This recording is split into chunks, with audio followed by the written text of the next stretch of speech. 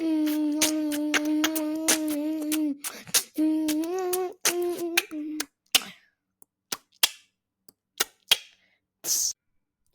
team. So just to set us up, well, these next 12 episodes that we're going to release, the 12 days of Christmas, are all about how we're setting ourselves up for 2025. It's obviously a new year coming. We're obviously getting time to chill out. We're trying to keep all these episodes to below 20 minutes, maybe 15 minutes, and really give us all something to think about on different layers, different approaches, and how we can set ourselves up well. And if you like these, even after this episode, this first episode that sets you up to go, well, actually, I'm up for a challenge, then I would really like it if you went to www.identityhuman.com and signed up for our free challenge, which is going to start on the 2nd of January. Okay, and that is to help you even further with a first step into the new year. So we've given you 1 day to recover on the 1st and do your own thing. And then on the 2nd, you come in, you be part of the group, you do a 5-day challenge, and it really sets you up well. And if anyone's interested after that, you can go into the Unshakable course, which we'll talk about as we go. Right, enjoy the episode. Good afternoon. No, actually, hello. How's everyone doing? Welcome back to the Identity Human podcast with Ray and Don. We are so excited to have you join us for our 12 days of Christmas. I'm trying my best to be excited. I am currently on my whoop says on a -1% recovery. And it's got a skull with the cracked head does on it? it. Yeah, it says good luck for today. But I think the whole theme of this is we're going to keep going through no matter how we feel and just have the integrity that go behind it. So yeah, today, let's just set the scene for the 12 days of Christmas. But exactly. I suppose this will be episode 1. Yeah. But we won't necessarily have the episodes down in the order that we record them. No, what are we trying to achieve for the listeners? I know we've touched on it before, but someone's just now started to listen to this. What are we trying to achieve? Well, the idea of the 12 days of Christmas was to take a moment in time where everyone is they've slowed down from the year, they're gearing up towards the next year, and to give you, the listeners, a 10-15 minute just food for thought to really get you set up in the best possible way for 2025. Now, I know that's so cliche because everyone's like, new year, everyone gets amped for all the possibilities of what they can do in the new year. But it's a cliche for a reason. It's like a new start. And so it's a great time. Birthdays and New Year are both great times to take a moment to sit and reflect on where you've come and where you want to go. And we're hoping over these 12 days to give you some kind of frameworks to work through that thought process. Okay. So do you agree? Anything to add? No. Well, yes, I like it. I just know we're not trying to make them too long. Yes. So I would say the only thing I was going to add to that is if you're listening to this and going oh, I'm not going to be one of those people that start something new on New Year's and everything. I think what Ray said is quite important is you have to have some times that mark reflection and action. And if you can't do it in any other day, do it at New Year's. But the difference this one is going to be how you're going to keep going so that it's not restarting the same ones that you've tried to restart for the last 4 years and not being able to follow through. So therefore you're going to go, I'm not really thinking about doing it on because I know I'm just going to stick to it. Like this one's going to be different. So that's what we're trying to say. Hopefully we can challenge and inspire you. And I'm excited about today's topic about how to operate from your higher self. Okay, yes. I think this was the first topic, Don, that you and I delved into together on a personal development note, that we sat down and did something together on let's further ourselves. We did it with Regan Hillier on those Regan Hillier videos. And those were all guided visuals on embodying your higher self. Do you remember us doing that earlier in the year? So I feel like this was how we've done personal development and working on ourselves over the years, but it was the first time we really came together and said, let's do this. I remember that. Nice. And that's why I thought it was a great one for us to start on. Okay, so let's go define higher self from your point of view, and then I'll do it from my point of view. I feel like you're going to give a better definition. Oh, don't do that. There's no better, or it's just different. That's the whole point of view. Or maybe you have a deeper understanding, or you've, I suppose, always inspired me. You've always been particularly incredible at raising me to my higher self, to continually pointing me towards my higher self. And so a lot of that's come from you. Oh, yeah. What do you want? So, but for me, your higher self is we often spoke about whether that higher self should be perfect or not, but that higher self Right. is that version of you in the future that you want to be, that version that you're aiming for, so that you're not always focusing on doing stuff now in the moment for the goal that you want to achieve for 2025. So actually, we're starting off by saying in 2025, now as you sit at the end of 24, to set your 2025 goals, don't actually focus on 2025. Focus way beyond that on who you want to be in the future. And to me, that's your higher self. Yeah, interesting. So I've got a slightly different take on it, but Okay. it ties it in. Is that higher self is something that's within you already. Okay. So yes, by defining it long in the future, you're starting to go like, oh, that's what it looks like. That's who I'm going to be. That allows the timeline so that you can be kinder to yourself when you're not being that in the present. But I think that the higher self is something that like you can tap into right now and go, how am I supposed to be acting? And you can go, okay, no, this isn't my higher self. The higher self is that voice in your head that goes, we are better than this. We can do this. Come on, we can go. So you have to start. And I think the point is you have to start to listen to that voice. Because if you listen to that voice, it's going to tell you the answers that you want and that you need to know. And by defining the future self, which is what you were saying, you're then tying it in so that it's clear. So that when that voice sings in your head going like, come on, we can be better than this. It's like, well, what does that mean? It's like, okay, well, this is what we've talked about going forward. Because that higher self is something that's in us. And there's a couple of books I've read and they go, that's that thing that like kicks in when everything's going to pot around you. And it's like, you can step up and bang, you already know the answer. You know what to do. We've got to bring that out in us and know that it's within us already. Do you know what I mean? If it's within us, and maybe this moves on to our next point, but if it's within us, why are we not all leaning into it more? Why, I mean, it's there. How come everyone's not already attuned with their higher self? So I think you might have a good answer for this, but it's along the lines of logical brain Okay. overriding everything else.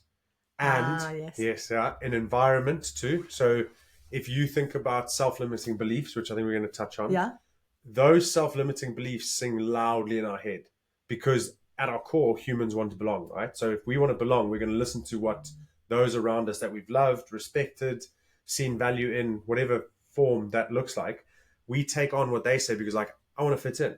Like we're a troop animal. Happiness is nothing unless it's shared. All those things come in. So we take those things to our core and neglect what we say within ourselves. Interesting. And I also think, going back to your point on the brain, I forget the exact terminology, but it's like the society that, or where humanity has got to in the day and age we live in, is that we actually all, I want to say, worship, or we look to our brains for the answer. Like when a decision needs to be made, we think we must logic this out. We must use our brains, and there's an over-reliance on our brain rather than our gut and our intuition. And it's like both should be there. And like there's an interesting like they've proven in neuroscience about the number of data points that like a brain pulls from to make a decision versus, I don't know how they do this, but versus gut and intuition. Throw this one out there. But like it's just like the brain pulls on like 500 like I think you said 50 references. Million. 50 million data points is what you said. But then the gut does like 50 million. It's like exponentially more. And I think it's because of the way your body, because if you've experienced, and this ties into limiting beliefs, if you've experienced trauma, and not trauma because that you'd probably remember, but if you've experienced something in the past, like someone burnt you like in a bat, like emotionally or something, you may have forgotten that memory, but your body hasn't. Yeah. So when you are meeting a potential date, or you meet a new friend, or you're interviewing someone, and your body has like a resistant sort of reaction, like this weird, like this doesn't feel right. It might be because your body's recognizing some similar characteristics in that person that your brain hasn't computed. And I suppose that's where your higher self, it's realizing that you are not just your brain. It's like there's this whole self. Or did you know your brain and your stomach were the same cell when you were an embryo in your body? And that's why you can take on that stuff. There's a connection. So there was a connection from birth. I mean, obviously, I didn't know that.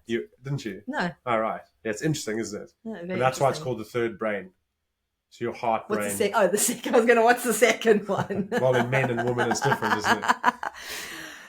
So did we want to touch on why limiting beliefs, like anything more around limiting beliefs? So limiting beliefs, I think it's Maybe important. people, someone's never heard the term. Yeah, and I think it's important to just recognize how often they're around us, but we don't consider them limiting beliefs. We think they are sound advice. And they like cloud your brain. Not even cloud. I think take over to a point. Okay, I think we've given this example before, but when I first started the Samson Arm, the leadership business, I used to come home and say, I can't run a successful business and have a young family.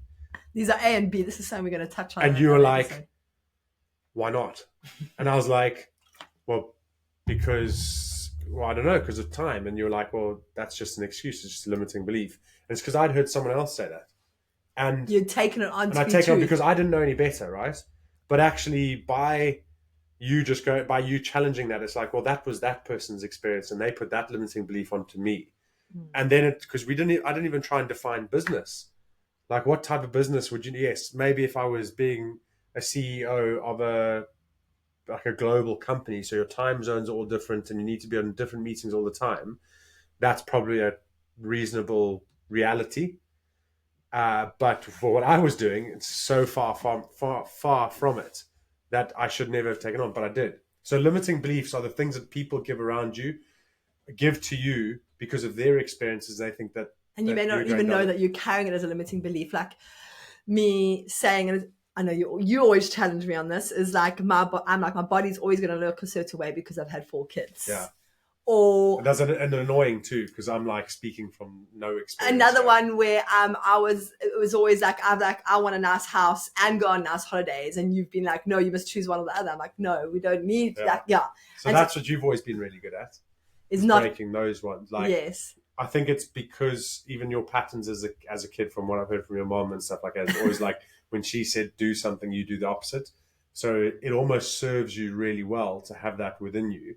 Because when someone says you won't be able to run a business like that, you'll go, watch me.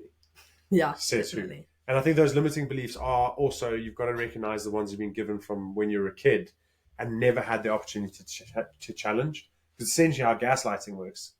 Gaslighting is when someone tells you a lie and then you believe it. Yes. So listen to this. Every single truth someone else tells you is their truth. And because it's their truth, they're very good at convincing you to make it your truth. Because they believe it. Because they've experienced it, they've tried a certain way, and it didn't work out for them. What they completely neglect is how different everyone is, and how you could try the same thing as me, and we would get different results if we never talked about how to go through it together. And it's kind of like, the visual that came to mind now is that I'm sure most people have heard that story of like, you get those elephants, I think it's in India or something, but elephants, and they get them, and when they're quite small, they put a chain around their foot, and they train them and like really beat them and like make them believe that they are trapped. So as these elephants grow huge, they have this tiny chain or rope still around their foot, and they could break it without any effort, but they've always just believe that is how it's done. They've tried to escape it before, and they've just come to believe that they cannot escape that rope or that chain. And they don't even know that it's that they are creating their own limitation. So where in your life are you that elephant that's trapped? And that's your higher self trapped by saying that it shouldn't be trapped by. And that's one example of an external force trapping you into something. Yes. So there could be a bit of fear and trauma there. How about this one? Sorry. Yeah. They took fleas. So yes. Have you heard this one? Yeah, but explain it in case Okay, so they haven't. took fleas, and fleas can obviously jump 10 times their height. And they put them in this jar. So this jar maybe limits them to maybe less than half of what they could jump. And they let these fleas jump and jump and jump. Those fleas had 1 generation, 2 generations. So those fleas that were born into the jar fleas only ever knew that certain height of jumping. And when they released them, those fleas that were born in the jar could only jump as high as the jar. That's crazy. And so there wasn't even a fear or trauma there. It was like generational passed down. That's just how we do things around there. They didn't know they could be more.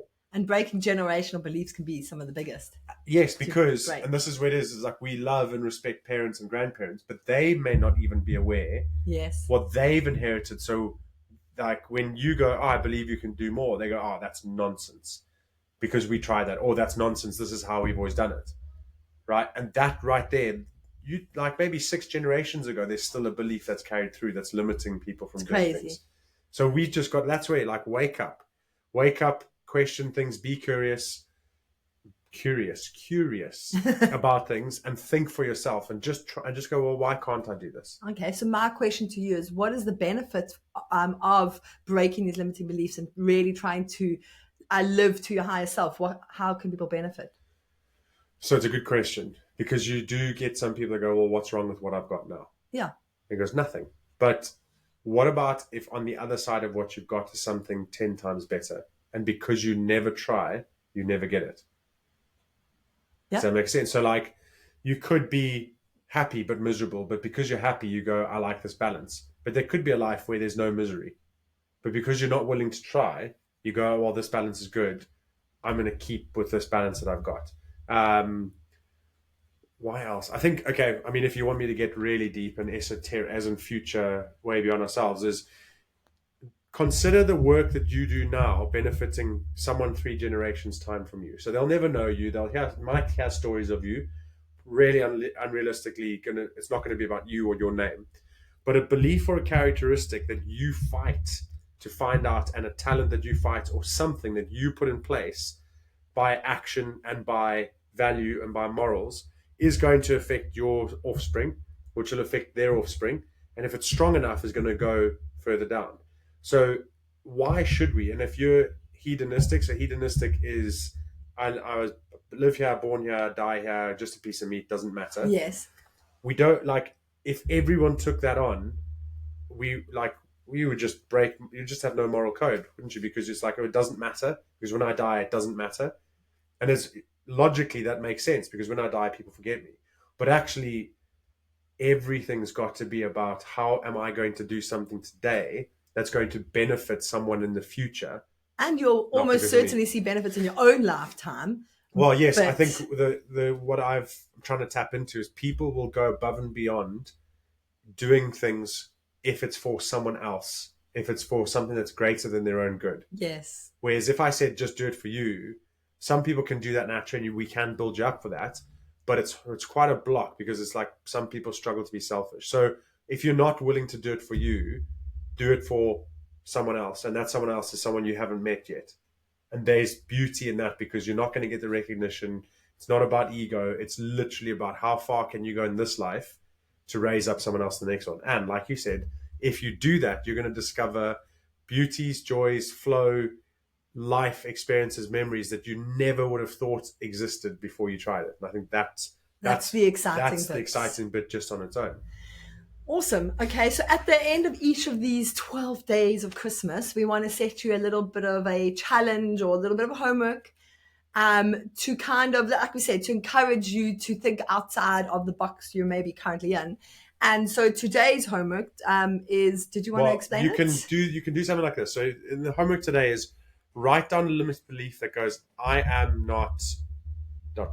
So I'm Okay. not good at, I can't do ... Yes. So I anything that can't comes to lose mind, weight. I can't lose weight. This is just how I will be. I'm getting old, therefore. I Anything that can't comes- have A and B. Yes, I can't have A and B. It's A or B Yes. kind of thinking.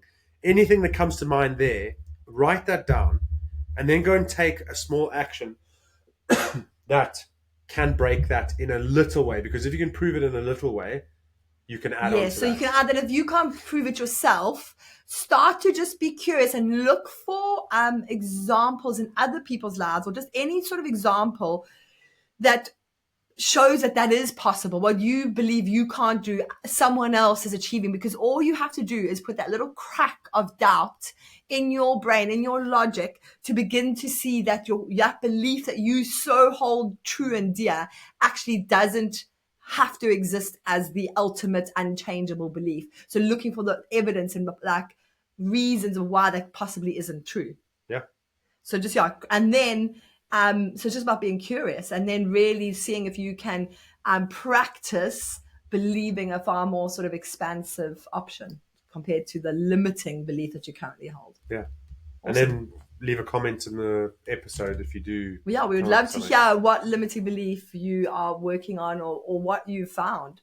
And if you stuck, if you've got a limiting belief and say, I cannot find any evidence of this not being true, reach out to Don or myself, and I'm sure we can Yeah, find an we'll example. take you to task. We'll take you on. We'll take on your belief. All right. Well, thank you very much, everyone. So we're going to sign this off the same way that we always do, just because they're short episodes. I'll work on me for you if you work on you for me. Ubuntu, we are who we are for others. All right. We'll see you next episode.